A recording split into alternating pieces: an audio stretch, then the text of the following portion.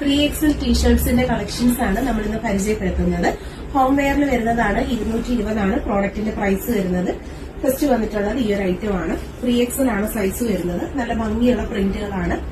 10 different ആയിട്ടുള്ള പ്രിന്റുകളാണ് നമ്മളിന്ന് പരിചയപ്പെടുത്തുന്നത്.